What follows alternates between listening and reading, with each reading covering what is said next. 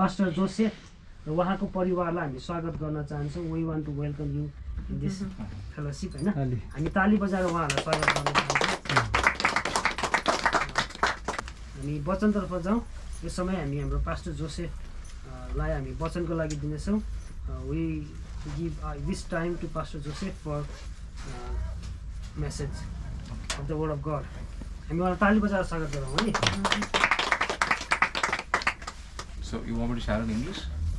Okay. I think सबैजनाले हिन्दी बुझ्नुहुन्छ है? Hindi it's okay.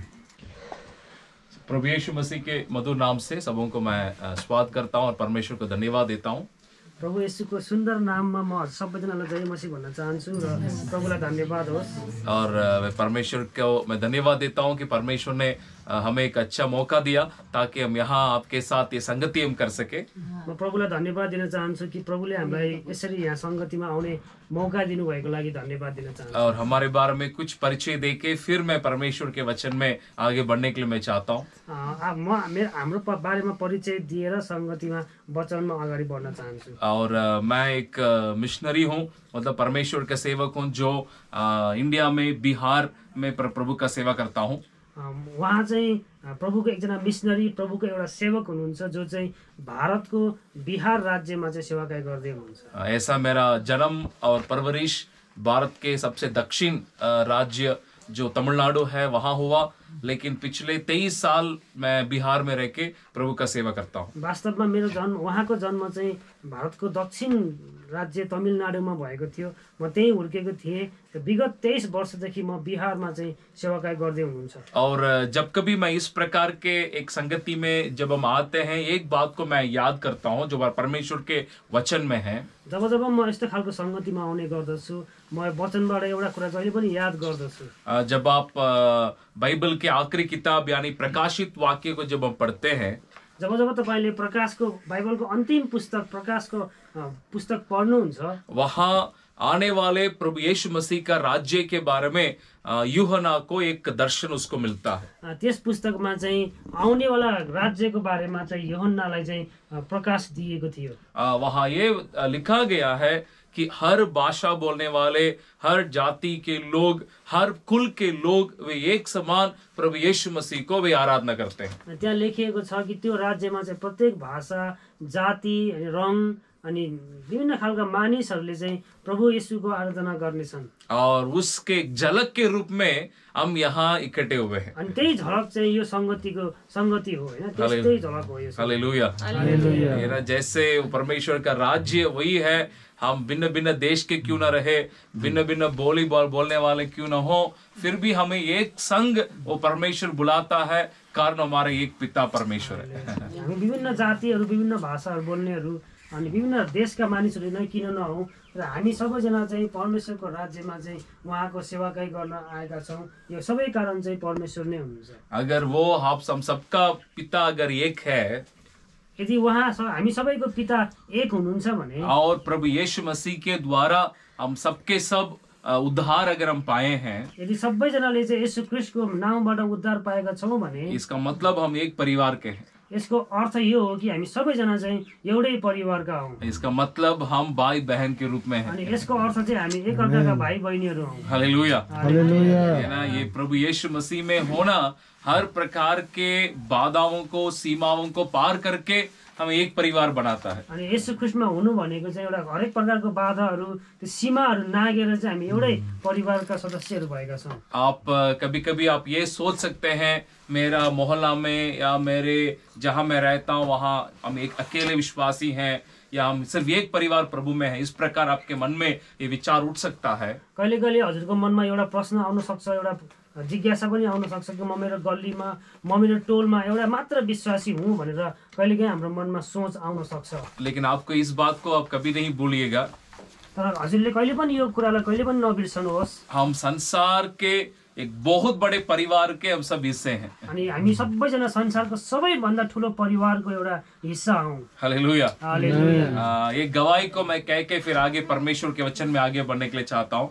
म एउटा गवाही बाँडेर हजुरहरूको अगाडि चाहिँ वचन अगाडि बढाउन चाहन्छु। बिहार में जिस जिला में हम रहते हैं वो जिला का नाम रोहतास है। अनि बिहारको जुन जिल्लामा हामी बस्छौँ त्यसको नाम चाहिँ रोहतास हो। वो जिला का नाम रोहतास पड़ने का कारण है क्योंकि वहाँ हम लगभग जहाँ मैं रहता हूँ वहाँ से 35 किलोमीटर की दूरी में एक पहाड़ है जिसका नाम रोहतास है। त्यो जिल्लाको नाम रोहतास हुनुको कारण चाहिँ यही हो कि त्यो ठाउँ हामी जहाँ उहाँ बस्नुहुन्छ त्यहाँबाट 35 किलोमिटर पर चाहिँ एउटा पहाड छ जसको नाम चाहिँ रोहतास हो। लगभग 30 साल के पहले, 30 साल नहीं 40 साल के पहले उस पहाड़ में सेवा करने के लिए फ्रांस देश में से एक मिशनरी एक आई थी, एक सिस्टर आई थी। 40 वर्ष अगाडि चाहिँ त्यो ठाउँमा सेवाकाई गर्नको लागि हैन एउटा मिशनरी फ्रान्सबाट एउटा स्त्री आउनु भएको थियो। और उनका नाम सुसी रोले उनका नाम था। अनि जसको नाम चाहिँ सुसी रोले भन्ने थियो। और मेरा वाइफ का सेकंड नेम उन्हीं का नाम से है। अनि उहाँको श्रीमतीको दोस्रो नाम चाहिँ उहाँकै नामबाट राखिएको। मेरा वाइफ का नाम एंजेलिन रोले सेकंड नेम है। मेरो उहाँको श्रीमतीको नाम चाहिँ एन्जेलिन रोले हो। कारण क्योंकि वो जब मिशनरी यहाँ बिहार में आई थी उस समय मेरा वाइफ का जन्म उस समय हुआ था। जब त्यो मिशनरी त्यो बिहारमा आउनु भएको थियो त्यही समयमा चाहिँ उहाँको श्रीमतीको चाहिँ जन्म भएको थियो। इसको मैं क्यों कह रहा हूँ उसका पीछे कारण है। मैले तपाईलाई किन बताइरहेको छु भन्ने चाहिँ एउटा कारण छ। वो जब फ्रांस देश में थी उनको उसको परमेश्वर ने एक दर्शन एक बोर के समय में प्रभु ने दिया था। अनि त्यो फ्रान्समा रहँदाखेरि चाहिँ उहाँलाई साँझको समयमा परमेश्वरले दर्शन दिनु भएको थियो। और उनका मन में ये आया कि ये दर्शन पूरा होने के लिए मुझे भारत देश जाना है। अनि उहाँले चाहिँ यो बुझ्नु भयो कि यो दर्शन पूरा हुनको लागि चाहिँ म चाहिँ भारत देशमा जानुपर्छ। यहाँ भारत देश में इंडिया में किसी को नहीं जानती थी। भारत देशमा उहाँले कसैलाई पनि चिन्नु हुन्थेन। यहाँ तक कि फ्रेंच छोड़ के इंग्लिश भी वो नहीं जानती थी। फ्रेंच भाषा बाहेक उनलाई अरू भाषा बोल्न आउँथेन।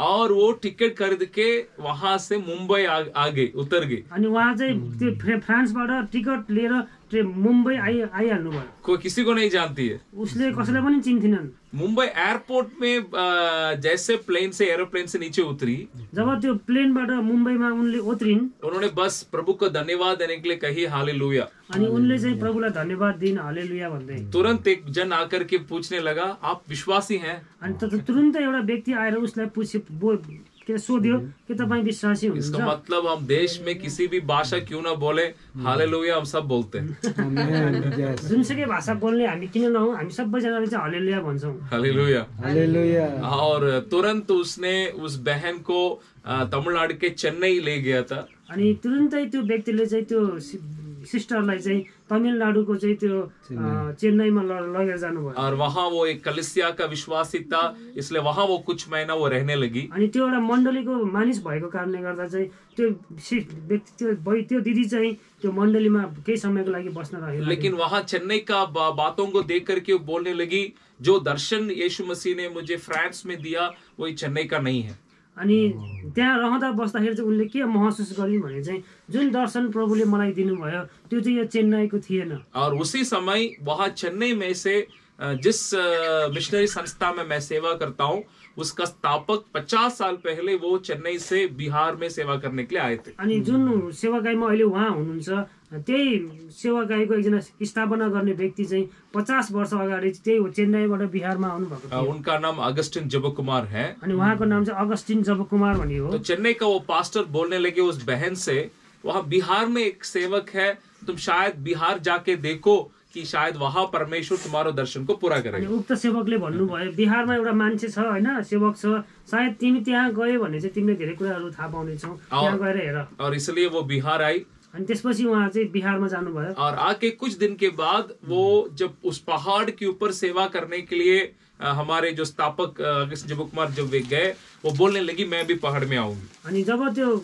स्थापना गर्ने व्यक्ति हैन जबकुमार चाहिँ त्यो पहाडमा सेवाकाई गर्न जाँदै हुनुहुन्थ्यो, अनि त्यो सिस्टरले पनि भन्नुभयो म पनि आउने छु। और पहाड़ में जाने के बाद एक बोर के समय वहाँ ऊपर में कोई घर नहीं रहता है, सब मिट्टी का बना हुआ घर रहता है। अनि त्यो पहाडमा चाहिँ कुनै घरहरू हुन्थेन, केवल माटोले बनेको घरहरू हुन्थ्यो। त्यहाँ बस्दाखेरि जाँदाखेरि साँझको समयमा और बोर में प्रार्थना करने के लिए जब वो घर से बाहर आई थी, जब त्यो समयमा चाहिँ त्यो प्रार्थना गर्नको लागि बाहिर आउनुभयो, और सामने जो दर्शन को या जो दृश्य को उन्होंने देखा था जब आफ्नो अगाडि जुन दृश्य ऊ त्यो दिदीले देख्नुभयो बहुत खुश होकर के चिल्लाने लगी, अनि त्यो स्त्री चाहिँ एकदमै खुसी भएर कराउन क्योंकि थाली। फ्रांस में उसी दृश्य को उसके दर्शन में प्रभु ने दिया था। अनि फ्रान्समा त्यो स्त्रीलाई चाहिँ त्यही दर्शन चाहिँ प्रभुले दिनुभएको थियो। हालेलुया। हालेलुया। कैसा परमेश्वर बिना भाषा जानने वाले लोगों को भी कैसे परमेश्वर बुलाता है। परमेश्वरले कुनै भाषा नजानेको मान्छेहरूलाई पनि कसरी बोलाउनुहुन्छ। इसलिए मैंने कहा,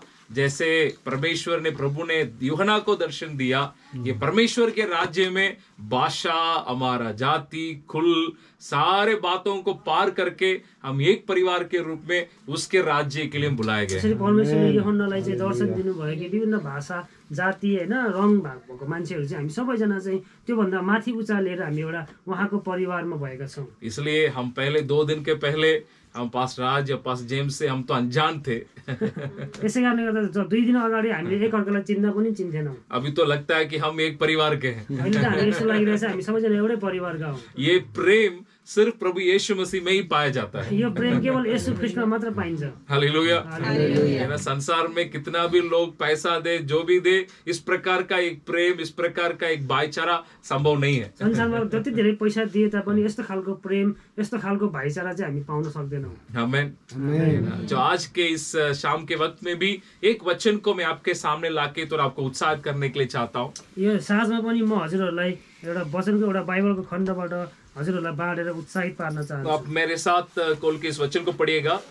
दूसरा कुरिन्थियों की किताब पत्री, दोस्रो कोरिन्थीको खण्डबाट हामी हेरौँ। उसका 4 अध्याय और उसका पहला वचन। त्यसको 4 अध्यायबाट हामी पहिलो पदबाट हामी हेर्नेछौँ है त। उसको ही पढ़िएगा उसको। म पढिदिन्छु है त। दोस्रो कोरिन्थी 4 हैन। यसकारण परमेश्वरको कृपाद्वारा हामीसँग यो सेवा भएकोले हामी हरेस खाँदैनौँ।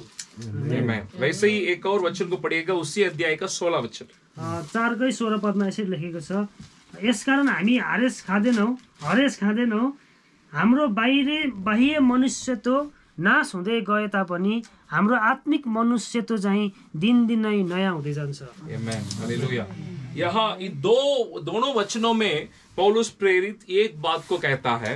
दुवै खण्डमा चाहिँ पावल प्रेरितले एउटा कुरा बताइरहेको छ। वो कहता है, हम हियाव नहीं छोड़ते, we do not lose heart.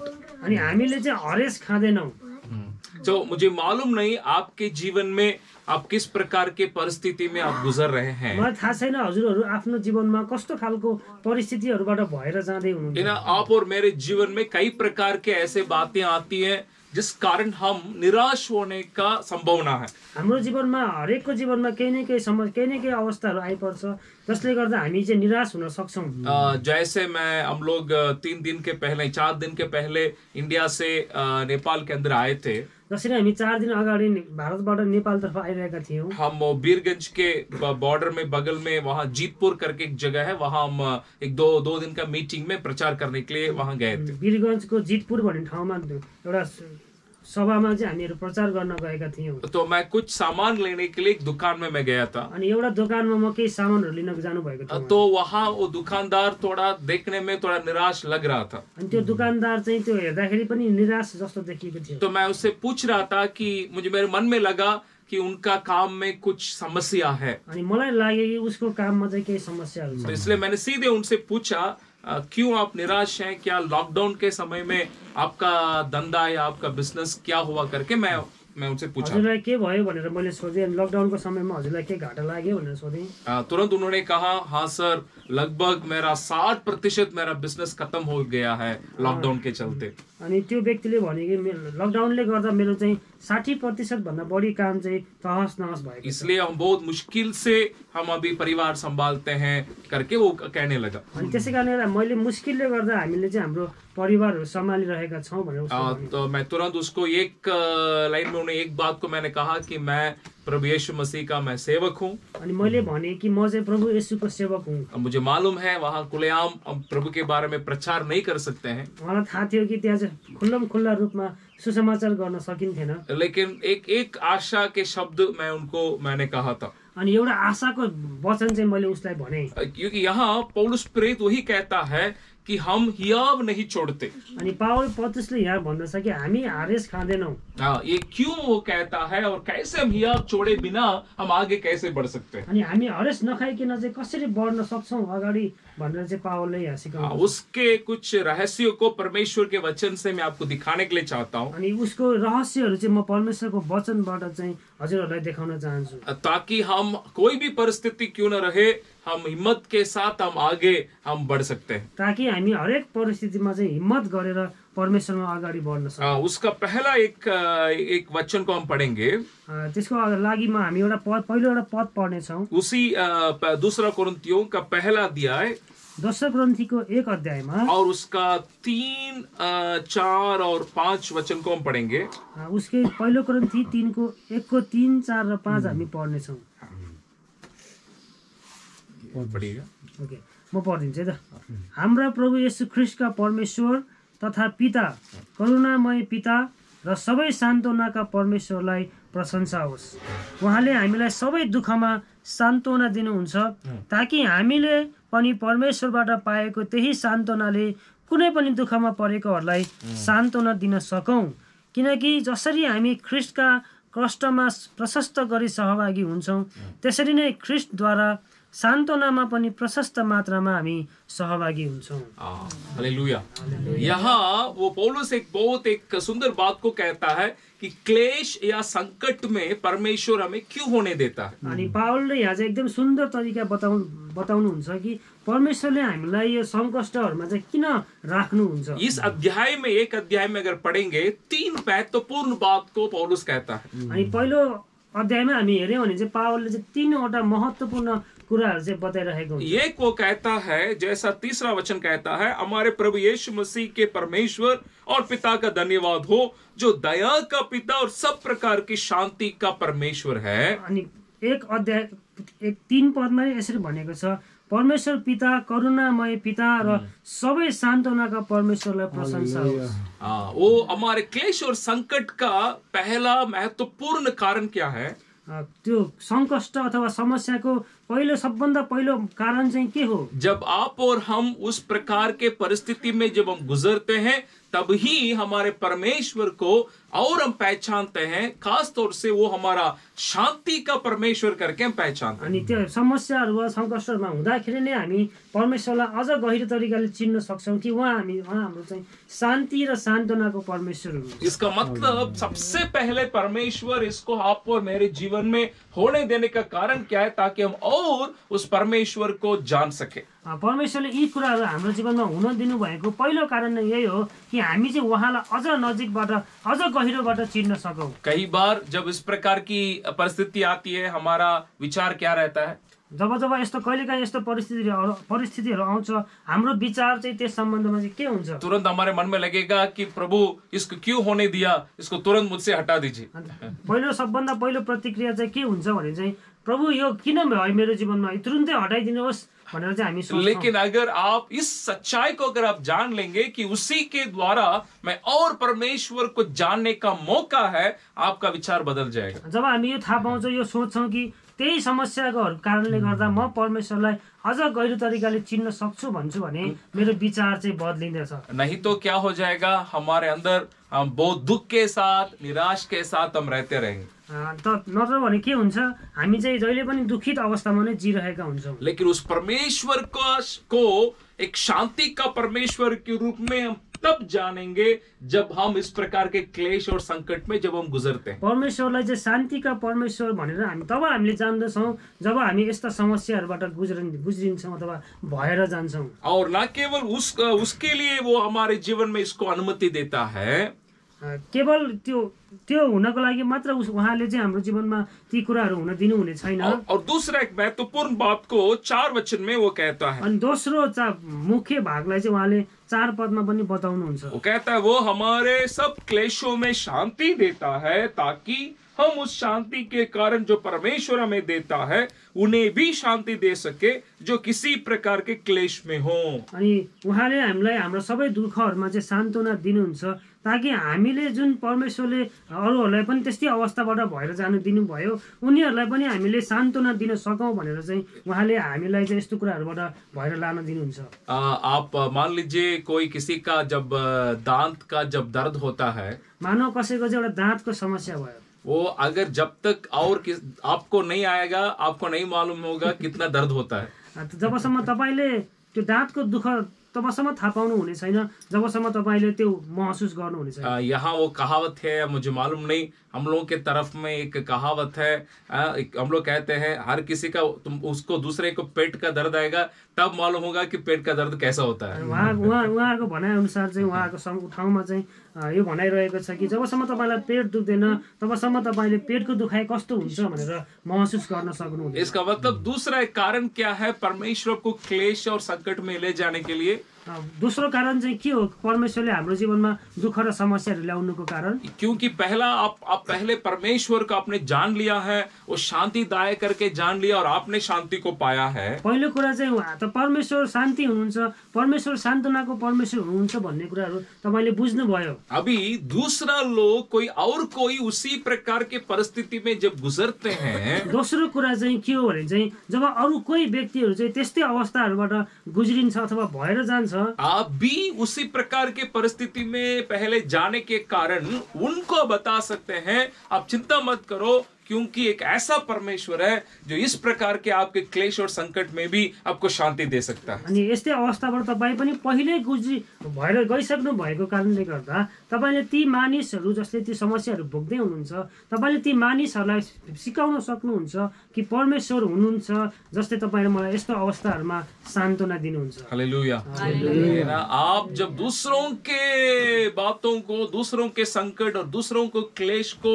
जब आप देखते हैं, उनको उस जीवित परमेश्वर को बताने के लिए परमेश्वर आपको इस रास्ता में लेके जाता है। जब तपाईले र मैले अरूको दुःख देख्छौं परमेश्वरले हामीलाई यस्तै अवस्थामा भएकाहरूलाई चाहिँ बताउनको लागि चाहिँ परमेश्वरले हामीलाई त्यस्तो अवस्थाबाट भएर लैजानुहुन्छ। शायद आप लोगों को पुराना नियम में यूसुफ का कहानी आप लोगों को मालूम होगा। शायद तपाईहरुलाई पुरानो करारमा चाहिँ योसेफको कथाहरू चाहिँ थाहा छ होला। यूसुफ को परमेश्वर ने बचपन में या जवानी में ही उसको दर्शन एक स्वप्न दिया था। अनि योसेफलाई चाहिँ जवान अवस्था हुँदादेखि नै परमेश्वरले उसलाई दर्शन अथवा दर्शन दिनुभएको थियो। कैसा स्वप्न उसने देखा? उसले एउटा यस्तो खालको सपना देख्यो कि उसके सारा भाई लोग और उसके माता पिता भी उसके सामने झुक रहे हैं, कि उसको सबै दाजुभाइहरू आमा र बुवाले पनि उसलाई चाहिँ उसको अगाडि चाहिँ झुकिराखेको थियो। लेकिन क्या यूसुफ के जीवन में वो सपना तुरंत पूरा हो गया? तर के योसेफको जीवनमा त्यो सपना तुरन्तै पूरा भयो त? उसने स्वप्न में देखा उसका भाई लोग उसके सामने झुक रहे हैं। सपनामा उसले देखे कि उसका दाजुभाइहरू चाहिँ उसको अगाडि झुकिराखेका थिए। लेकिन सही में क्या हुआ? तर वास्तवमा के भयो? उसके भाई लोगों ने उसको उठा के गड्ढा में डाल दिया। उसको दाजुभाइहरूले उसलाई उठाएर चाहिँ त्यो खाल्डोमा गाड्दियो। सो यूसुफ सोचा होगा परमेश्वर आपने स्वप्न में दिखाया कि मेरे भाई लोग मेरे सामने झुक रहे हैं। योसेफले भनिरहेको थियो परमेश्वर तपाईले मलाई सपनामा देखाउनु भयो कि मेरा दाजुभाइहरूले चाहिँ मेरो अगाडि झुकिराखेको छ। लेकिन अभी तो वो लोग उल्टा में मुझे नीचे गड्ढा में डाल दिया। यसको उल्टो चाहिँ उनीहरूले मलाई खाल्डोमा पो खसालिरहेको छ। अभी ना केवल वो लोग गड्ढा में डाला, यूसुफ को लेकर के मिस्र लोगों के हाथ में उसको बेच दिया। त्यो खाल्डोमा राखेको मात्र हैन, तर उनीहरूले चाहिँ उसलाई चाहिँ योसेफलाई चाहिँ मिस्रीहरूको हातमा बेची पनि दिए। ठीक है, बेचा, वहां जाके भी थोड़ा अच्छा काम कर रहा है। ठीक छ, बेच्यो, ठिकै छ, तर त्यहाँ गएर पनि एउटा राम्रो काम भएको भए हुन्थ्यो नि त। उसका कोई गलती नहीं है, फिर भी उसके ऊपर दोष लगा करके उसको बंदी गृह में उसको बंद कर दिया गया। उसको कुनै गल्ती नभइकन पनि उसलाई उठाएर चाहिँ एउटा झ्यालखानामा राखिदिए। सोच के देखिए यूसुफ का मन का हालत कैसा रहेगा। सोचेर हेर्नुस् न त्यो योसेफको मनको अवस्था कस्तो थियो होला। परमेश्वर ने इतना ऊंचा स्वप्न उसको दिखाया, परमेश्वरले उसलाई यस्तो उच्च सपना देखाउनु भयो, लेकिन वो एक स्तर से दूसरा स्तर नीचे गिरते जा रहा है। तर उ चाहिँ एक पछि अर्को गरेर चाहिँ तल खस्दै थियो। एक के बाद उसके जीवन में क्लेश और संकट, एक पछि अर्को गरेर उसको जीवनमा चाहिँ दुःख र संकटहरू आइरहेको थियो। इतना कुछ उसको गुजरना पड़ा। उसको उ चाहिँ यस्तो अवस्थाहरूबाट भएर पार हुनु पर्यो। लेकिन जो यूसुफ के जीवन में परमेश्वर का स्वप्न को पूरा करने के लिए यूसुफ को उस बंदी गृह के अंदर जाना जरूरी था। तर योसेफको जीवनमा त्यो सपना पूरा हुनको लागि उ चाहिँ त्यो झ्यालखानाबाट भएर जानु पर्दथ्यो। वहां जाने के लिए ही इतनी सारी चीजें हो रही हैं। त्यहाँ जानको लागि नै यस्तो यति धेरै कुराहरू भएको थियो। कारण क्या है? यसको कारण के आप थियो? लोगों को मालूम होगा शायद उस बंदी गृह में 2 बंदी और उसके साथ हैं, जिसके बारे में उनके स्वप्न का अर्थ यूसुफ उनको बताता है। हामीलाई थाहा छ कि छैन, त्यो झ्यालखानामा पनि 2 जना व्यक्ति थियो जसको सपनाको अर्थ चाहिँ बताउनको लागि योसेफले प्रयोग गरेको थियो। अभी जिसका सर को वो फिरौन उठाएगा करके यूसुफ ने जो कहा था, उससे वो बाहर निकलते समय यूसुफ कहता है तुम फिरौन के पास जाएगा, मुझे भी याद करना। अनि त्यो जसको शिर चाहिँ उठाइने छ भनेर दर्शनमा देखेको थियो, उसले त्यो कैदीलाई भनेको थियो, जब तिमी फारोको अगाडि जानेछौ तिमीले मलाई पनि सम्झ है भनेर योसेफले भनेको थियो। लेकिन वचन कहता है कि उसने यूसुफ को भूल गया। तर वचनले भन्दछ चाहिँ योसेफले चाहिँ योसेफको कुरा चाहिँ त्यो व्यक्तिले भुलिदियो। कई बार हम सोचते हैं ये हमारा बारे में कुछ कहेगा, बात करेगा, कुछ करेगा, वही लोग हमको भूल जाते हैं। कहिले कहिले हामी सोच्छौँ यो मान्छेले मेरो बारेमा कुरा गर्नेछ, यो व्यक्तिले मलाई सहायता गर्नेछ, तर त्यही व्यक्तिले चाहिँ हामीलाई भुल्छ धेरै पल्ट। लेकिन ठीक उस समय जब फिरौन के लिए एक उसकी जो स्वप्न आती है, उसका अर्थ उसके जब मालूम नहीं होता है, तब उसको याद आता है, ओ बंदी गृह में एक व्यक्ति था यूसुफ करके, उसको याद आता है। तर जब फारोले चाहिँ सपना देख्यो र त्यो सपनाको अर्थ चाहिँ बताउने कोही पनि भएन, तब त्यो व्यक्तिलाई झट्ट याद आयो कि कारागारमा एकजना व्यक्ति थियो योसेफ नाम गरेको, उसले चाहिँ सपनाको अर्थ बताउन सक्छ। यहाँ एक और बात मैं कहने के लिए चाहता हूँ। म अझै यहाँ चाहिँ एउटा कुरा बताउन चाहन्छु। कई बार हम हमारे समय में परमेश्वर कार्य करने के लिए हम चाहते हैं, कहिलेकाहीँ चाहिँ हामी यो चाहन्छौँ परमेश्वरले हाम्रो समयमा काम गरेको हामी चाहना गर्दछौँ, लेकिन परमेश्वर अपने समय में वो काम करता है और उसका समय सही समय है। तर परमेश्वरले आफ्नो समयमा काम गर्नुहुन्छ र उहाँको समय जहिले पनि सही नै हुने गर्दछ। हालेलुया। हालेलुया। है ना, हम परमेश्वर के समय के लिए हमें इंतजार करना पड़ेगा। परमेश्वरको समयको लागि चाहिँ हामीले पर्खनु पर्दछ। और अभी आपको मालूम होगा वहां यूसुफ को परमेश्वर ने इतना उठाया कि ना केवल उसके माँ बाप, उसके भाई, लेकिन पूरे सारे लोग उसके सामने झुक रहे। तर यो हेर्यो भने चाहिँ योसेफको अगाडि उसको दाजुभाइ र आमा बाबा मात्र झुकेन, उसको अगाडि चाहिँ सारा मानिसहरू नै झुकिरहेका थिए। लेकिन वहां जाने के पहले यूसुफ को इतना सारा क्लेश, इतना सारा संकट उसको झेलना पड़ा। र त्यहाँ पुग्नुभन्दा अगाडि चाहिँ योसेफले चाहिँ धेरै दुःख र समस्याहरू चाहिँ उसले पार भएर जानु पर्यो। अगर यूसुफ उस रास्ता में अगर वो नहीं जाता, यदि योसेफ चाहिँ त्यो बाटोबाट भएर नगएको भए दूसरों के संकट को वो नहीं पहचानता, अरूहरूको समस्याहरू चाहिँ उसले बुझ्ने थिएन। वहां परमेश्वर को मालूम है मैं इसके द्वारा सारे लोगों को मुझे मदद पहुंचाना है। परमेश्वरलाई थाहा थियो यसको माध्यमबाट म सबै मानिसहरूलाई सहयोग पुर्याउन चाहन्छु। और यूसुफ को एक ऐसा व्यक्ति होने का जरूरी है जो दूसरों के संकट में भागीदार होके उनके दर्द को समझना है। र योसेफ चाहिँ यस्तो खालको व्यक्ति हुन आवश्यक थियो कि उसले चाहिँ अरूहरूको समस्या बुझ्न हैन सकोस् भनेर सक्नको लागि त्यो व्यक्तिको उसलाई आवश्यकता थियो। उसके लिए यूसुफ को क्लेश में, उस संकट में जाना जरूरी है। त्यसको लागि चाहिँ योसेफ चाहिँ दुःख र कष्टहरूबाट भएर पार हुनु पर्दछ। लेकिन यूसुफ जब कभी वो क्लेश और संकट में जब गुजरता रहा, तर जब जब योसेफ चाहिँ विभिन्न दुःख कष्टहरूमा भएर पार हुनु पर्यो। अब उत्पत्ति में एक वचन को बारंबार पढ़ते हैं यूसुफ के जीवन में। उत्पत्तिको पुस्तकमा योसेफको जीवनमा चाहिँ हामी बारम्बार एउटा कुरा चाहिँ हामी पढिरहन्छौँ। परमेश्वर यानी यहोवा यूसुफ के संग रहा। परमेश्वर अथवा यहोवा योसेफको साथमा हुनुहुन्थ्यो। हालेलुया। हालेलुया। हम क्लेश और संकट में हम जाने के समय आप और मेरे साथ कौन है? वो जीवित परमेश्वर हमारे साथ है। दुःख र कष्टहरू समस्याहरूमा भएर हामी जाँदाखेरि पनि हामी यो बुझ्नु आवश्यक छ कि परमेश्वर चाहिँ हाम्रो साथमा भएर जानुहुन्छ। जैसे मैंने कहा, पहला मुख्य महत्वपूर्ण बात हम परमेश्वर को जानना, वो हमारा जीवित परमेश्वर है, शांतिदायक परमेश्वर है, उसे जानने के लिए हमें उसपे हमें लेके जाता है। अनि मैले पहिले पनि भने सबभन्दा महत्त्वपूर्ण कुरा पहिलो कुरा चाहिँ कि परमेश्वरलाई चिन्नको लागि, परमेश्वरलाई जान्नको लागि चाहिँ उहाँले हामीलाई यी दुःख र समस्याहरूबाट भएर लैजानुहुन्छ। और दूसरा, ताकि हम दूसरों के संकट और दूसरों के क्लेश में उस परमेश्वर के शांति को उनको दे सके, उनको भी परमेश्वर में ला सके। अनि अर्को कुरा मैले भने कि परमेश्वरले यी कुराहरू किन हुन दिनुहुन्छ भने त्यस्तै अवस्थाहरू भोगेका, दुःख र कष्टहरूमा भएका मानिसहरूलाई सान्त्वना दिनको लागि, परमेश्वरलाई चिनाउनको लागि परमेश्वरले हामीलाई यस्तो अवस्थाहरूबाट भएर जान दिनुहुन्छ। मैं लगभग 23 साल में बिहार में प्रभु का सेवा करता हूँ। म वहाँ चाहिँ लगभग 23 वर्षदेखि चाहिँ बिहारमा सेवा गर्दै हुनुहुन्छ। और उसमें 5 साल इंडिया में झारखंड करके एक राज्य है, वहां मैंने सेवा किया था। बिहारको झारखण्ड राज्यमा चाहिँ म केही समय चाहिँ त्यहाँ काम गरेर बसेँ। और जहां मैं रहता था वहां का नीचे जो ग्राउंड वाटर जो कहते हैं, उसमें पूरा बहुत मिनरल्स उसमें मिला रहता था। अनि त्यो जहाँ उहाँ बस्नुहुन्थ्यो त्यहाँ जमिनको पानीमा चाहिँ धेरै खनिजहरू मिसिन्थ्यो। वो लगभग जो मैं बात बता रहा हूँ 20 साल का पहले की बात है। यो मैले भनेको कुरा चाहिँ 20 वर्ष अगाडिको कुरा। उस समय ये फिल्टर वो सब कुछ था नहीं। त्यो समयमा फिल्टरहरू केही पनि थिएन। तो वो पानी में लगातार पीने के कारण मेरा किडनी और सब में स्टोन आ गया था। अनि त्यो पानी खाएको कारणले गर्दा चाहिँ मेरो मृगौलामा चाहिँ पत्थरीहरू भइरहेको थियो। और इतना शायद आप लोगों को मालूम होगा जिसका किडनी में स्टोन आता है इतना दर्द होता है।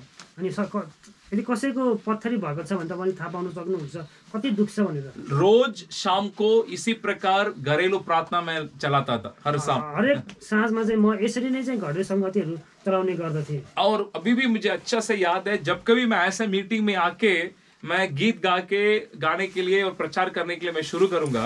जब म यस्तो जहिले पनि यस्तो संगतिहरुमा आएर गीत गाउँदै वचन प्रचार गर्न लाग्छु, उसके पहले तक दर्द रहता था। अनि त्योभन्दा अगाडि पनि दुःखहरू हुँदै गर्दथ्यो। ठीक मैं प्रचार प्रभु का वचन सुनने के लिए मैं जब उठ जाता था उसी समय मेरा दर्द खत्म हो जाता था। जब मैले त्यो वचन बाँड्नको लागि र सुन्नको लागि खडा हुने गर्दथे त्यतिखेर चाहिँ मेरो त्यो पीडा चाहिँ कम हुने गर्दथ्यो। मुझे मालूम नहीं होता था वो समय में दर्द मेरे अंदर रहता ही नहीं है।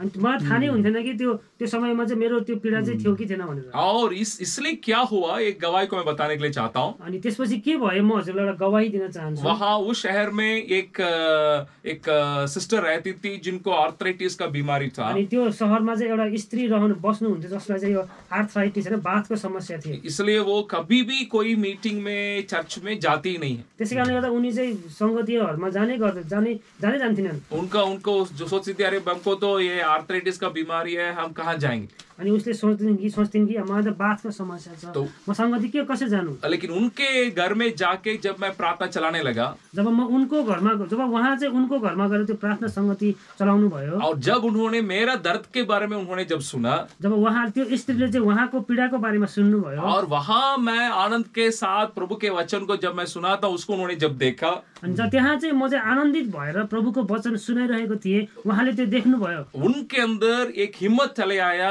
अगर प्रभु उनके साथ है मेरे साथ भी है। अनि उनको हृदयमा एउटा हिम्मत आयो कि प्रभु यो व्यक्तिसँग छ भने प्रभु मसँग पनि हुनुहुन्छ। और मेरा दर्द के परिस्थिति को परमेश्वर ने इस्तेमाल किया उनके और उनके परिवार प्रभु में आने के लिए। अनि मेरो पीडालाई चाहिँ प्रभुले यसरी चलाउनु भयो कि त्यो स्त्री र उहाँको परिवार चाहिँ प्रभुमा आउनको लागि प्रभुले चलाउनु भयो। हालेलुया। इसलिए हम कभी-कभी हम सोचते हैं प्रभु ये क्लेश ये संकट मुझे क्यों देता है। कहिले-कहिले हामी सोच्छौं प्रभु यो दुःख र समस्याहरू मेरो जीवनमा किन दिनुहुन्छ। और परमेश्वर को धन्यवाद दीजिए कि प्रभु और मैं आपको जानने के लिए और मैं आपके बारे में दूसरों को बताने के लिए आपने मुझे मौका दिया। अनि प्रभुलाई धन्यवाद दिनुहोस्। प्रभु धन्यवाद तपाईले तपाईलाई चिन्न र म तपाईलाई अरूहरूलाई तपाईको बारेमा बताउनको लागि प्रभुले तपाईले मलाई दिनुभयो। और एक बात को उस पहले अध्याय में दिखाने के लिए मैं चाहता हूँ। अनि तेस्रो कुरालाई चाहिँ त्यही पहिलो अध्यायमा म देखाउन चाहन्छु। उस पहला दूसरा कोरिन्थियों 1 अध्याय और उसका 9 वचन को पढ़िएगा। 2 कोरिन्थी 1:9 मा हामी पढ्छौं। हामीलाई त मृत्युदण्ड नै पाए झैं लागेको थियो। हामी आफैमाथि होइन तर मृतकहरूलाई जीवन दिई उठाउनु हुने परमेश्वरमाथि हामी भर परौं भनेर यो हुन आयो। यहाँ पौलुस कहता है क्यों परमेश्वर इस क्लेश और संकट को हमारे जीवन में होने देता है। पावलले यहाँ बताउँछ कि किन परमेश्वरले चाहिँ यो दुःख र कष्ट हाम्रो जीवनमा हुनलाई दिनुहुन्छ। ताकि हम अपना भरोसा न रखें वरन परमेश्वर का जो मरे हुओं से जिलाता। हामीले आफैमा भरोसा गर्ने होइन तर मरेकाहरूलाई जीवन दिनुहुने प्रभुमा भर पर्न सकौं भनेर। इसका कारण क्या है क्लेश और संकट का, ताकि हम परमेश्वर पर भरोसा रखें, परमेश्वर के ऊपर हम निर्भर रहें। ताकि हामी आफैमाथि होइन तर परमेश्वरमाथि भर पर्न सकौं भनेर। जब तक ये इस प्रकार की परिस्थिति नहीं आएगा हमारा भरोसा या हम प्रभु परमेश्वर पर हम ज्यादा निर्भर नहीं रहेंगे। जबसम्म यस्तो परिस्थितिहरु हाम्रो जीवनमा आउँदैन हामी चाहिँ परमेश्वरमा भर पर्न सिकिरहेका हुँदैनौं। लेकिन ये क्या करता है और मैं प्रभु पर भरोसा रखने के लिए एक मौका है। अनि यसले के गर्छ म प्रभुमा अझ बढी भरोसा गर्नलाई चाहिँ यसले मलाई सिकाउँदछ। मैं एक गवाही को मैं याद करता हूँ। म एउटा गवाहीलाई याद गर्दछु। मैं उसी झारखंड में जब मैं सेवा करता था एक भाड़े के मकान में मैं रहा करता था। अनि झारखण्डमा म सेवाकाई गर्दाखेरि चाहिँ म भाडाको कोठामा बस्ने गर्दथे। और उस मकान का मालिक एक उनका नाम डॉक्टर शिशिर कुमार रॉय करके एक वैज्ञानिक थे जो रिटायर्ड थे। अनि त्यो घरको मालिक चाहिँ एकजना डाक्टर सुशील कुमार राय भन्ने हुनुहुन्थ्यो, जो चाहिँ एउटा वैज्ञानिक हुनुहुन्थ्यो। वो बहुत बड़े वैज्ञानिक थे। भारत सरकार कई देशों में उनको भेजा था, कई जगह में जाके काम किए हुए हैं। उहाँ चाहिँ एकदम ठुलो वैज्ञानिक हुनुहुन्थ्यो। भारत सरकारले चाहिँ विभिन्न देशहरूमा पनि उहाँलाई पठाउनु भएको थियो। लेकिन वो प्रभु को नहीं जानते थे। अनि उहाँले चाहिँ प्रभुलाई चिन्नुहुन्थेन। लेकिन उनका परिवार में एक घटना घटा। अनि उनको परिवारमा चाहिँ एउटा घटना घट्यो। उनका बेटी, उसके अंदर एक प्रकार का बीमारी चली आई। वो इंडिया में हैदराबाद में वो काम करती थी। अनि उसको छोरीको शरीरमा चाहिँ एउटा रोग आयो, जो चाहिँ हैदराबादमा काम गर्ने गर्दथी। और उनका बेटा, उसका परिवार, उनका शादी में एक प्रॉब्लम आया था। अनि उसको छोराको एउटा विवाहमा पनि समस्या आइरहेको थियो। और लेकिन परमेश्वर कैसा कार्य करता है, परमेश्वर कस्तो तरिकाले काम गर्छ। परिवार प्रभु को जानने वाला परिवार नहीं था। त्यो परिवारले प्रभुलाई चिन्थेन। मुझे अच्छा से मालूम है, इसी प्रकार एक गुड फ्राइडे का समय था। अनि मलाई अझै पनि याद छ, त्यो यस्तै खालको एउटा गुड फ्राइडेको समयहरू थियो। और उसी साल ये पैशन ऑफ द क्राइस्ट करके एक प्रभु यीशु मसीह का जो पीड़ा के बारे में एक फिल्म जो आया था। अनि त्यो समयमा चाहिँ एउटा पैशन अफ क्राइस्ट भन्ने प्रभुको पीडाको बारेमा चाहिँ एउटा देखाइएको एउटा चलचित्र आएको थियो, जिसमें पूरा दिखाया गया जैसे यीशु मसीह को मारा गया, जैसे क्रूस पर लगाया गया, उसको अच्छा से वो लिया गया था। अनि त्यो समय त्यो चलचित्रमा चाहिँ प्रभुको यीशु ख्रीष्टको पीडा हैन सबै कुरा देखाइएको थियो। मैं उसको कई गांवों में, कई जगहों में जाके मैं दिखाने के लिए, फिल्म दिखाने के लिए, वो यीशु मसीह के बारे में दिखाने के लिए मैं घर में बैठ के टीवी में देख के अपने को तैयार कर रहा था। अनि त्यो चलचित्रहरूमा विभिन्न ठाउँहरूमा देखाउनको लागि चाहिँ घरमा बसेर टिभीमा हेरेर चाहिँ म तयारी गरिरहेको थिएँ। और मुझे अच्छा मालूम है, अचानक मैं एक रोने का आवाज को मैं सुना। मैं ऐसे में पलट के मैं उसको देख रहा था, एक रोने का आवाज को मैं सुना। जब मैले टिभी हेरिरहेको थिएँ, मैले चाहिँ त्यो रोएको आवाज चाहिँ मैले सुने। वो डॉक्टर रॉय ऊपर मकान में रहते थे, वो नीचे उतर के आके मेरा उस सामने वाले कमरा में वो बैठ गए, जो मैंने नहीं देखा। अनि त्यो डाक्टर रोय चाहिँ माथिबाट ओर्लेर मेरो कोठाको छेउमा बसेर उहाँ आउनु भएको, मतलब मैले थाहा पाएको थिइनँ। और वो यीशु मसीह के जो पीड़ा को, जैसा उनको मारा गया, उन बातों को देख के वो सह नहीं पा रहे थे, वो रो रहे थे। अनि येशू ख्रीष्टलाई पिटेको कुराहरू देखेर, येशू ख्रीष्टलाई दिएको पीडाहरूको कुरा देखेर चाहिँ उहाँले चाहिँ सहन सक्नु भएको थिएन र उहाँ चाहिँ रोइरहनु भएको थियो। तो मैंने उनसे पूछा, डॉक्टर रॉय आप क्यों रो रहे हैं? अनि मैले भने, डाक्टर रोय तपाईँ किन रोइरहनु भएको छ? उन्होंने कहा वो 2 PhD ना पढ़ाई किए हुए हैं, इतना सारा जहां घूम चुके हैं। वो बोल रहे थे, लेकिन मैंने कभी ये नहीं सोचा कि ये प्रभु यीशु मसीह इतना सारा दुख उसने उठाया हमारा लोह हमें बचाने के लिए। उन्होंने कहा मैले 2 PhD गरेको छु, मैले यति धेरै पढेको छु, र मैले थाहा पाएको थिएन कि येशू ख्रीष्टले चाहिँ हामीहरूलाई उद्धार गर्नको लागि यति धेरै पीडा सहनु भएको थियो। और उसी समय वो खुद हमसे बोल रहे थे, मेरे लिए प्रार्थना करो। अनि त्यही समयमा चाहिँ त्यो व्यक्तिले भनेको थियो कि मेरो लागि प्रार्थना गर्नु। और जैसे प्रार्थना कर रहे थे, वो रो रहे थे, और मैंने कहा प्रभु आपके जीवन में वो शांति को देगा, आप यीशु मसीह को अगर आप ग्रहण करेंगे। त्यो समयमा पनि उहाँले चाहिँ प्रार्थना गरिरहँदाखेरि पनि त्यो व्यक्ति रोइरहेको थियो र उहाँले भन्नुभएको थियो, प्रभु येशू तपाईँको जीवनमा आउनुहुन्छ, तपाईँले ग्रहण गर्नुभयो भने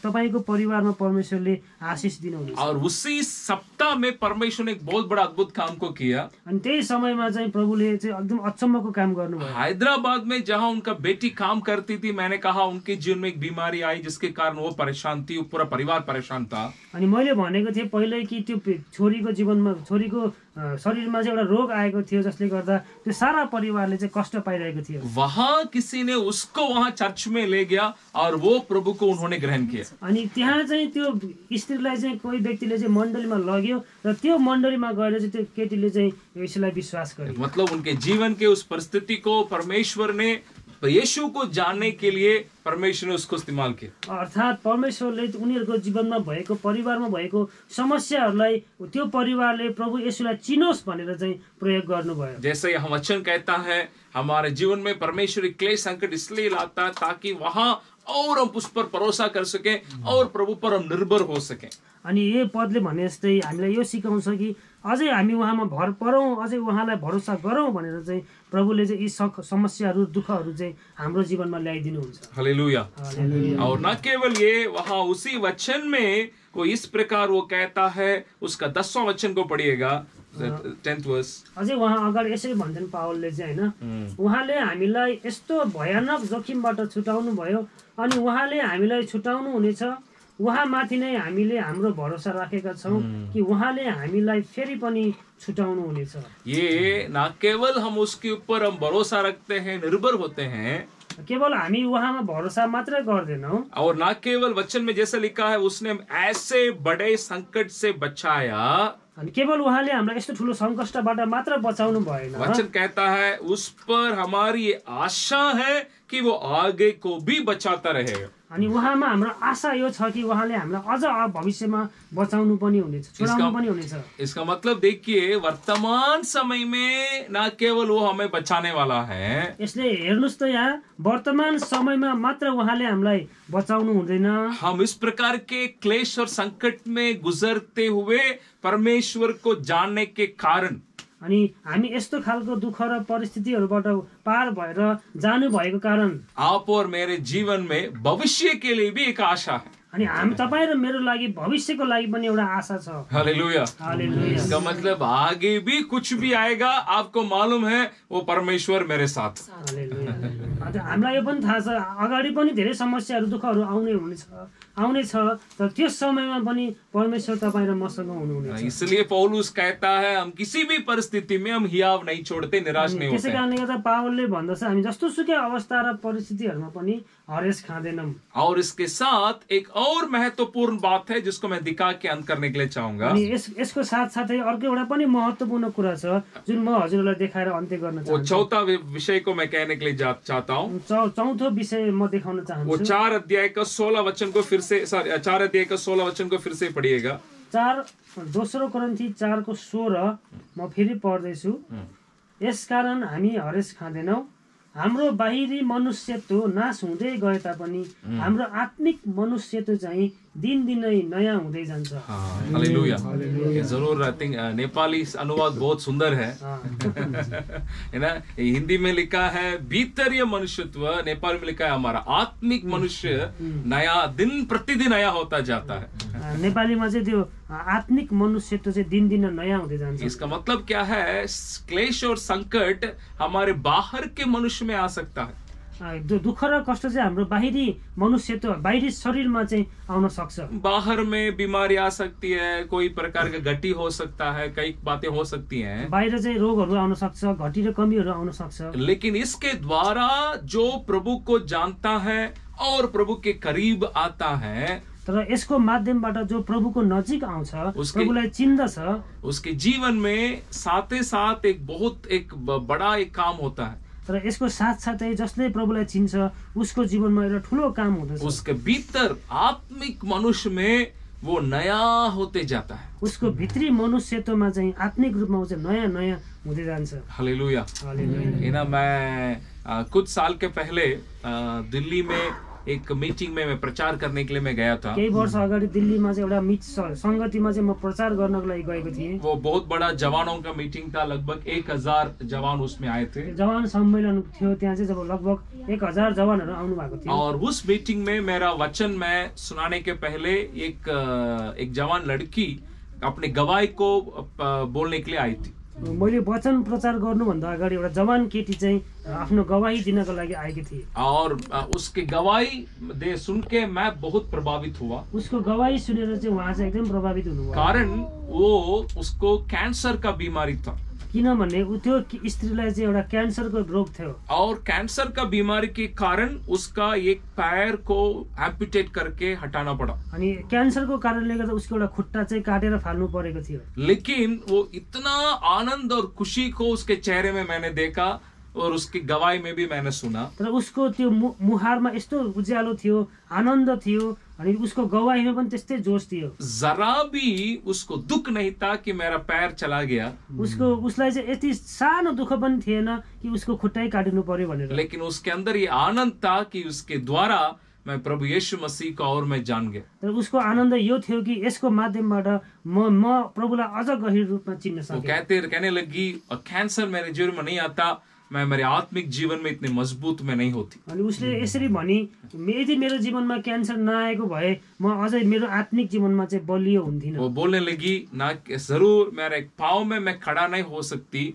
लेकिन मेरे आत्मिक जीवन में विश्वास के जीवन में मैं एकदम स्थिर में खड़ा रहती हूँ। सायद म मेरो एउटा खुट्टामा चाहिँ कहिले उभिन सक्दिनँ होला, तर आत्मिक रूपमा विश्वासको जीवनमा चाहिँ म एकदमै बलियो भएको छु। हालेलुया।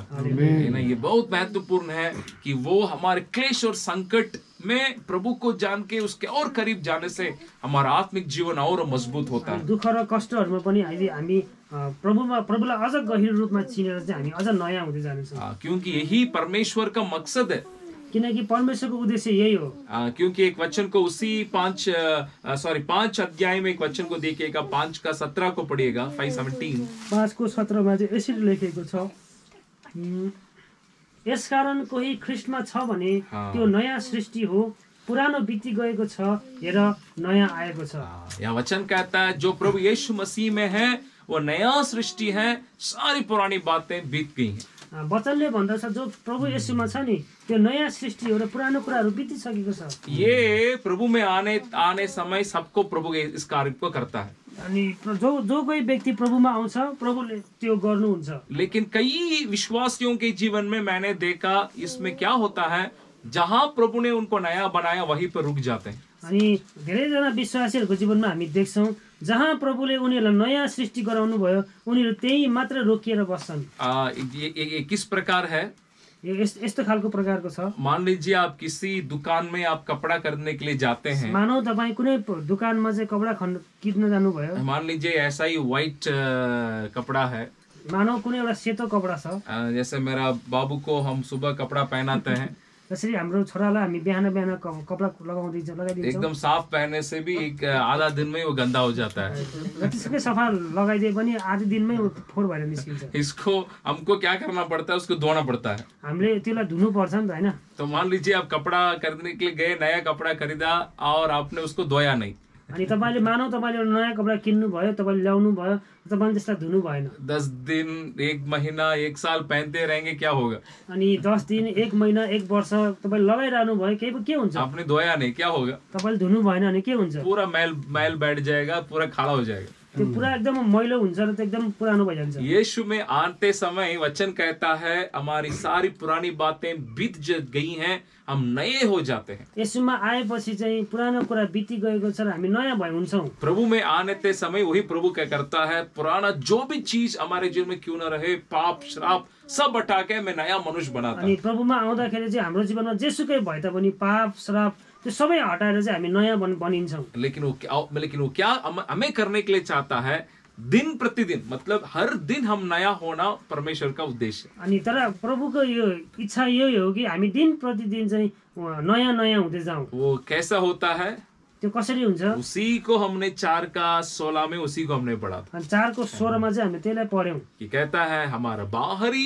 मनुष्यत्व में बातें खत्म होने से भी भीतरीय मनुष्यत्व में हम दिन प्रतिदिन नए होते जाते हैं। बाहिरी मनुष्यत्व चाहिँ जति पुरानो हुँदै गए तापनि हैन, तर भित्र चाहिँ हामी नयाँ नयाँ हुँदै जान्छौँ। इसका मतलब हमारे भीतर के उस मनुष्य में आत्मिक जीवन में हर दिन नया होना परमेश्वर का उद्देश्य। अनि आत्मिक मनुष्यतामा चाहिँ दिन दिन नयाँ हुनु चाहिँ परमेश्वरको इच्छा हो। और ये नया होने के लिए हर दिन परमेश्वर क्या करता है, कभी कभी क्लेश और संकट को बेचना पड़ता है। त्यो नयाँ नयाँ हुनको लागि हर दिन नयाँ नयाँ हुनको लागि प्रभुले धेरैपल्ट के गर्नुहुन्छ, दुःख र समस्याहरू ल्याइदिनुहुन्छ। इसलिए जब कभी हम ऐसे जाते हैं इसको सोचेगा और प्रभु चाहता है कि मैं और नया होते जाऊं। जब जब यस्तो कुराहरूबाट हामी जान्छौँ नि, हामीले यो बुझौँ कि प्रभुले हामीलाई नयाँ हुन दिइरहनु भएको छ। मुझे मालूम नहीं, यहाँ नेपाल में अगर कपड़ा धोना है तो आपको क्या करना पड़ता है, साबुन लगा के पूरा उसको नेपालमा चाहिँ हामी साबुन लगाएर कपडा धुन्छौँ नि, निचोड्छौँ, उसको अच्छा से मार के मशीन में भी डालेंगे, पूरा उस पे काम होना पड़ेगा। निचोरेर मसिनमा हालेर पनि त्यो पुरै काम गर्नुपर्छ। कभी कभी एडवर्टाइजमेंट विज्ञापन में ये दिखाता है, कहिलेकाहीँ विज्ञापनमा देखाउँछ नि त है, एक बाल्टी में कुछ वो डाल दिया, कपड़ा डाल के उठाने से नया हो गया। कहिलेकाहीँ विज्ञापनमा देखाउँछ नि त्यो बाल्टिनमा के हालिदिन्छ अनि टक्क पुरानो कपडा हालेर चाहिँ यस्तो निकाल्दा चाहिँ नयाँ चम्किलो भनेर। आपने कभी ऐसा करके देखा क्या? तपाईँले कहिले ट्राई गर्नु भएको छ? ऐसा जाके उठाने से नया नहीं होगा। यसरी हालेर निकाल्ने बित्तिकै नयाँ हुँदैन। उसको पीसना पड़ता है, ये सब करना पड़ता है। निचोड्नुपर्छ होइन, पुरा के गर्नुपर्छ। तो नया होने के लिए वो पीसना रगड़ना होना ही है। नयाँ हुनको लागि त्यसलाई निचोड्नुपर्छ, मिच्नुपर्छ। तो ऐसा क्लेश और संकट जरूरी है ताकि हमारे आत्मिक जीवन में हम नया हो। त्यसै कारण दुःख र समस्याहरू चाहिँ हाम्रो जीवनमा आउनै पर्छ ताकि हामी चाहिँ नयाँ हुन सकौँ। हालेलुया। हालेलुया। और कल शाम के वक्त मीटिंग में इस वचन को मैं दिखा रहा था कोरिन्थियों में ही, गएको साँझमा पनि मैले यो कुराहरू कोरिन्थीको वो पुस्तकबाट तीसरा अध्याय का आखिरी वचन, तेस्रो पदको अन्तिम पद, उसमें लिखा है कि उस वचन को देखिएगा, परंतु जब हम सबके उजाड़े चेहरे से प्रभु का प्रताप इस प्रकार प्रकट होता है जिस प्रकार दर्पण में, तो प्रभु के द्वारा जो आत्मा है उसी तेजस्वी रूप में अंश अंश करके बदलते जाते हैं। हामी सबै घुम्टो हटाइएको मुहारले प्रभुको महिमा प्रतिबिम्बित गर्दछौँ अनि एउटा महिमादेखि अर्को महिमातिर उक्लाउँदै उहाँको रूपमा बदलिँदै जान्छौँ। परम प्रभुबाट यो आउँछ जो आत्मा हुनुहुन्छ। हालेलुया। यानी जरूर यहाँ भी नेपाली बहुत सुंदर है, हिंदी में लिखा है प्रताप, वहां लिखा है महिमा। परमेश्वर चाहता है कि उसके महिमा में हम बदलते जाएं। प्रभु चाहनुहुन्छ कि हामी चाहिँ उहाँको महिमातिर बढ्दै जाउँ। हमारा बदलना, नया होने का मतलब वही है, हाम्रो महिमामा अन्तिममा हामी बदलिनु भनेको अर्थ चाहिँ त्यही नै हो। उस परमेश्वर की महिमा यानी यीशु के समान हम होने के लिए, हामी येशू जस्तै हुनको लागि। और वहाँ एक शब्द इस्तेमाल किया हिंदी में, हम बदलते जाते हैं। अनि हिन्दीमा त्यहाँ लेखेको छ बदलिँदै जान्छौँ। वो नेपाली में वही है, बदलिँदै जान्छौँ। लेकिन उसको इंग्लिश में कहते हैं ट्रांसफॉर्मेशन यानी रूपांतर। अनि त्यसलाई चाहिँ इंग्लिशमा चाहिँ रूपान्तरण भनेर चाहिँ अनुवाद गरिएको छ। और वो जो यूनानी भाषा में जो नया नियम लिखा गया है वहाँ एक शब्द इस्तेमाल किया गया है, मेटामॉर्फोसे करके एक शब्द आया है। अनि ग्रीक भाषामा चाहिँ त्यसलाई मेटामॉर्फो भने मोर्फोसिस भनेर चाहिँ प्रयोग गरिएको। और वो शब्द किसके लिए इस्तेमाल किया जाता है? अनि त्यो शब्द चाहिँ केको लागि प्रयोग गरिन्छ? आपको शायद मालूम होगा, जो क्या बोलते हैं बटरफ्लाई ना, सोचो जो चाहिँ त्यो चाहिँ पुतलीको लागि प्रयोग गरिन्छ। वो जैसे पिल्लू रहता है फिर वो बदलते तितली बनता है, उसी को हम उस शब्द इस्तेमाल करते हैं। जैसे जो झुसिल किराबाट पुतली बन्छ नि, त्यही शब्दलाई प्रयोग गर्नको लागि चाहिँ ग्रीक भाषामा त्यसरी वही शब्द को इस्तेमाल करके पौलुस का क्या कहना है, वो पिल्लू जैसा कितना कष्ट में अंदर रहता है लेकिन उस समय के बाद सुंदर तितली बन जाता है। जस्तै त्यो झुसिल किरा हेर्दाखेरि कस्तो घिनलाग्दो हुन्छ अनि पछि यस्तो ट्युपामा बस्छ अनि कोक्रोमा बस्छ अनि पुतली भएर निस्किन्छ नि, त्यस्तै शब्द चाहिँ यहाँ चलाइएको छ। वो कहता है हमारा क्लेश और संकट कुछ समय के लिए है, कारण क्या है? ताकि हम एक सुंदर तितली के समान रूपांतरम हो, और भी कैसा रूपांतर? यीशु के महिमा के समान हो। अनि त्यो दुःख र कष्ट भनेको त्यो केही क्षणको लागि मात्र हो, जसरी त्यो झुसिल किरा बस्छ नि त होइन, केही क्षणको लागि मात्रै त्यो दुःख र कष्ट हो। किनभने हामी चाहिँ परमेश्वरले हामीलाई चाहिँ त्यो पुतली जस्तै सुन्दर भएर जिउनको लागि बनाउनुहुन्छ। हालेलुया। हालेलुया। यानी किसी ने सोचा उस पिल्लू को मैं काट दूंगा उसको ताकि वो जल्दी तितली बन जाए। कसैले सोच्न सक्छ त्यो झुसिल किरा बसेको यस्तो ठाउँलाई चाहिँ म काटिदिन्छु ताकि त्यो झुसिल किरा चाहिँ चाँडै पुतली होस्। लेकिन वो काटने से वो तितली नहीं बनता है। त्यो काट्यो भने झन् पुतली बन्दैन। उसको वो क्लेश और संकट जाना ही पड़ेगा वो सुंदर बनने के लिए। उसलाई त्यो दुःख र समस्याबाट भएर जानै पर्छ सुन्दर पुतली हुनको लागि। जैसे मैंने कहा, परमेश्वर हमें वो रखता है ताकि हम उस महिमा में उसके समान हम रूपांतर हो सके। जसरी मैले भने परमेश्वरले हामीलाई राख्नुहुन्छ कि हामी पनि उहाँ जस्तै उहाँको महिमामा रूपान्तरित हुन सकौँ। परमेश्वर हमें इस वचन के द्वारा हमें आशीष करने पाए, परमेश्वरले हामीलाई यो वचनबाट आशीष गर्न दिनुभयो ताकि आप और हम भी कह सके हम कोई भी परिस्थिति हो हम हियाव नहीं छोड़ेंगे, हम निराश नहीं होंगे। ताकि हामी पनि यो कुरा याद गरौँ कि हामी जस्तोसुकै अवस्था र परिस्थिति किन नआओस् हामी हरेस खाँदैनौँ। उस वचन को मैं दोबारा आपको याद दिलाने के लिए चाहता हूँ। म यो हजुरहरूलाई फेरि दोहोऱ्याएर हजुरलाई याद दिलाउन चाहन्छु। इसी के द्वारा और हम परमेश्वर को जानने के लिए खास तौर से वो शांति का परमेश्वर करके हम जानने का एक मौका है। अनि यसैको माध्यमबाट चाहिँ यो हामी यो शान्तिका परमेश्वर हुनुहुन्छ भनेर चाहिँ हामीले जान्न पाएका छौँ। और जो शांति हमने पाया यीशु के द्वारा, उस संकट में जाने वाले दूसरों को भी उस परमेश्वर के शांति को देने का मौका है। अनि जुन शान्ति हामीले परमेश्वरबाट यस्तो अवस्थाहरूमा पायौँ, त्यही अवस्थाबाट भएर पार भएका मानिसहरूलाई पनि सान्त्वना दिनलाई चाहिँ परमेश्वरले हामीलाई यस्तो अवस्थाबाट भएर लैजानु। और संकट और क्लेश के द्वारा और हम परमेश्वर पर भरोसा रखने के लिए और उस पर निर्भर होने के लिए और उसके करीब आने का एक मौका है। अनि यो सङ्कष्ट र दुःखहरूबाट भएर जाँदाखेरि चाहिँ झन् हामी परमेश्वरमा अझ बढी भरोसा गरेर जिउन सकोस् भनेर चाहिँ उहाँले हामीलाई लैजानु भयो। और इसके द्वारा न केवल हम वर्तमान समय में बचाए जाते हैं आगे भविष्य के लिए भी हम आप और मुझे एक आशा मिलता है। उहाँले हामीलाई यस्तो अवस्थाबाट वर्तमान समयमा मात्र बचाउनु हुँदैन तर भविष्यमा पनि हामीलाई आशा दिनुहुन्छ। और सबसे बढ़कर हमारा आत्मिक जीवन में हम मजबूत होने के लिए, उसके समान बनने के लिए एक रास्ता है। अनि झन् सबभन्दा महत्त्वपूर्ण कुरा चाहिँ हामी बाहिर मात्र होइन तर भित्र रूपमा पनि उहाँ जस्तै हुनको लागि हामी अगाडि बढ्दैछौँ। आमीन। परमेश्वर इस कार्यों को आपके जीवन में भी करने पाए। परमेश्वर आमेन। परमेश्वरले यही कुराहरू चाहिँ तपाईँको जीवनमा पनि गर्नुभएको। प्रार्थना करेंगे। हामी प्रार्थना गरौँ न है। ओके, म प्रार्थना गरिदिन्छु है त। परमेश्वर तपाईँलाई धन्यवाद यो सुन्दर र चुनौतीपूर्ण र हाम्रो लागि एउटा साहसपूर्ण वचन दिनुभएको लागि। म यहाँ भएको प्रत्येक व्यक्तिको लागि म प्रार्थना गर्छु।